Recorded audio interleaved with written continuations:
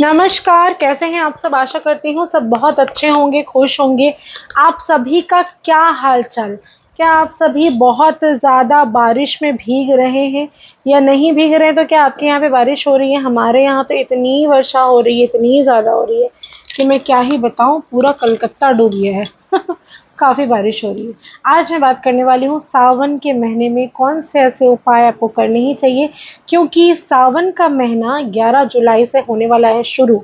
कुछ खास नियमों को अगर आप मान लेते हैं, कर लेते हैं इस सावन के महीने में, तो आपकी ज़िंदगी में से हर तरह की परेशानी, समस्या, सारी प्रॉब्लम्स खत्म।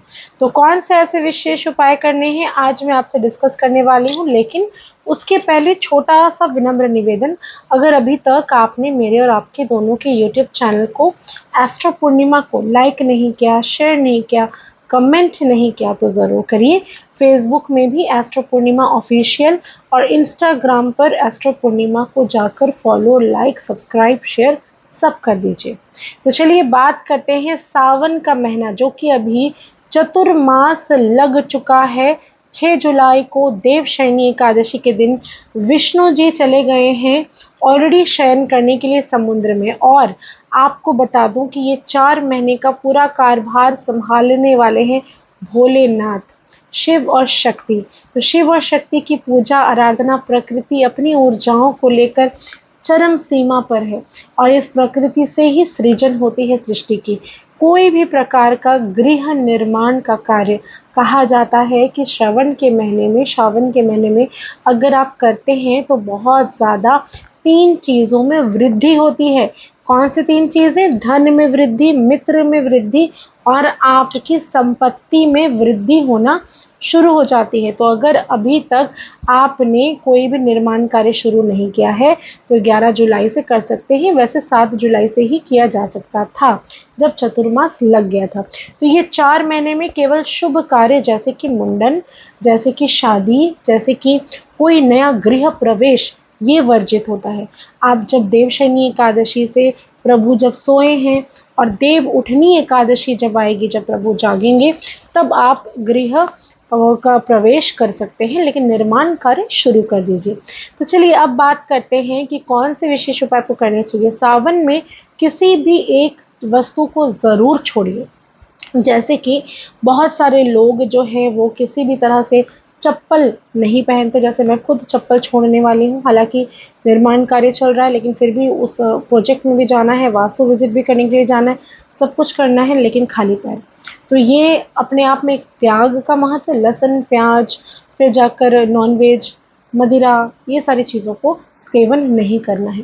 इसके अलावा ये 4 महीने में कोई भी यज्ञ, कोई भी दान पुण्य बहुत ज़्यादा अधिक फल देने वाला होता है। कई तरह से आप अपने भोलेनाथ को मना सकते हैं, साथ में माता लक्ष्मी को प्रसन्न कर सकते हैं। फिर आप कहेंगे कि माता लक्ष्मी को सावन में कैसे प्रसन्न कर सकते हैं? तो जी हाँ, माता लक्ष्मी की भी पूजा आराधना की जाती है सावन के महीने में। मंगला गौरी का व्रत रखा जाता है सावन के महीने में। सोमवार का व्रत रखा जाता है सावन के महीने में। मंगलवार का भी व्रत, जैसे कि मंगला गौरी मैंने कहा, वो रखा जाता है। अब मैं ये नहीं कहूँगी कि आप हर रोज़ भूखे रहिए, नहीं। जिस चीज़ की आपको आवश्यकता है, जिस प्रकार से करना है आप कर सकते हैं। 1 टाइम का भोजन, 2 समय का भोजन, लेकिन कोशिश करें सावन के महीने में पत्तेदार सब्जियों को नहीं खाना है। सूक्ष्म कीटाणु उसके अंदर होते हैं, एक तो ये साइंटिफिकल रीज़न है, लेकिन इसके सिवा प्रकृति जब अपने पूरे स्वरूप में होती है तो बहुत ज़्यादा गाछ पत्ते को, मतलब जितने भी वृक्ष हैं उनके पत्ते तोड़कर साग वगैरह नहीं खाना चाहिए। सावन के महीने में बैगन खाना भी वर्जित माना जाता है।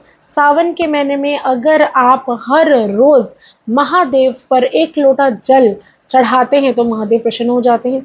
लेकिन जब आप चढ़ाने जा ही रहे हैं तो क्यों नहीं आप अपने सारे ग्रहों को अच्छा कर देंगे। अगर आप लक्ष्मी की कामना करते हैं तो गन्ने का रस अर्पण करें। अगर आप आरोग्य चाहते हैं, रोगों से निवारण चाहते हैं, तो शहद से आपको शिवलिंग का अभिषेक करना चाहिए। अगर आप चाहते हैं घर पर खूब संपत्ति, धन आना शुरू हो जाए, तो अनार के रस से महादेव का अभिषेक करें। आप चाहते हैं कि आपका चंद्रमा जो है वो बलवान हो जाए, तो बर्फ से अभिषेक करें, साथ में कच्चे दूध में थोड़ा सा गंगा जल मिलाकर अर्पण करें। अगर आप चाहते हैं कि आपका राहु केतु शांत हो जाए तो आपको एक दिन पहले तकिए के नीचे एक चंदन का लकड़ी रखकर सोना है और उसके बाद ले जाकर शिवलिंग पर चढ़ाना है। ऐसा करने से आपके राहु केतु सही हो जाते हैं। अगर आप चाहते हैं आपके पितृ खुश हो जाए या शनि दोष खत्म हो जाए तो आपको कच्चे दूध में थोड़े से काले तिल डालकर महादेव पर अभिषेक करना चाहिए। अगर आप चाहते हैं कि जिंदगी में खूब सारा पैसा, वैभव, सुख, समृद्धि आए, रोगों से आपको मुक्ति मिल जाए, तो कहा जाता है धतूरा शिवलिंग पर अर्पण करना चाहिए। आंकड़े का फूल अर्पण करने से सौभाग्य की प्राप्ति होती है। अगर आप शमी का पत्ता या शमी का फूल महादेव पर अर्पण करते हैं तो शनि देव प्रसन्न होते हैं और भूमि सुख मिलता है। अगर आप महादेव पर कोई भी अनाज जैसे मूंगफली हो गई, बाजरा हो गया, गेहूं हो गया, शक्कर हो गई, हर तरह का चीज़ शिवलिंग पर चढ़ाया जा सकता है। भोलेनाथ थोड़ा सा एक लोटा जल में प्रसन्न है, लेकिन आप अगर उनको इतनी सारी चीज़ें चढ़ाएंगे तो वो अति खुश हो जाते हैं। इसके साथ ही में सावन के महीने में आपको चाहिए कोई भी कावड़िया अगर कहीं जाता है जल चढ़ाने के लिए तो किसी एक का खर्च आप उठा लीजिए। ऐसा करने से आपको उसका पुण्य मिलता है। इसके अलावा आपको अपने घर पर पारद के शिवलिंग ज़रूर रखना ही रखना चाहिए सावन के महीने में। अगर पहले से है तो नियम पूर्वक उसकी पूजा करें। संभव हो तो हर व्यक्ति अपने घर पर या किसी मंदिर पर रुद्र अभिषेक महादेव पर ज़रूर कराएं। इसके अलावा आपको चाहिए कि सावन के महीने में किसी भी ब्राह्मण को दान ज़रूर दें। कोई अनाज हो गया, शक्कर हो गई, दूध हो गया, नमक हो गया, कुछ भी जहाँ पे भी संभव हो भंडारा करें और भंडारे में बन रहा भोजन में तेल और नमक का दान अवश्य करें। इसके साथ में अगर आप अपने घर पर बैठकर महादेव का स्मरण करते हैं, ओम नमः शिवाय का जाप करते हैं, बेलपत्र के पौधे के नीचे दीपक जलाना शुरू कर देते हैं, सावन भर किसी भी शिवालय में जाकर हर रोज दीपक जलाना शुरू कर देते हैं, तो महादेव आपकी जिंदगी को रोशन करते हैं और ऐसे ऐसे रास्ते आपकी जिंदगी में खोलते हैं। कहा जाता है कि भाग्य बदलने का भी महादेव सब कुछ कर देते हैं कि आपका भाग्य ही बदल जाए। कोई ऐसा देवी देवता नहीं जो लिख गया, ब्रह्मा जी कहें कि जो लिख दिया उसे कैसे बदलोगे, तो महादेव तथास्तु कहकर अपने भक्तों पर कृपा करना शुरू कर देते हैं। तो इसीलिए आप सावन के महीने में जमकर पूजा पाठ, जप तप, यज्ञ जरूर करें। इसका फल अश्वमेघ यज्ञ, वाजपेयी यज्ञ जितना मिलता है।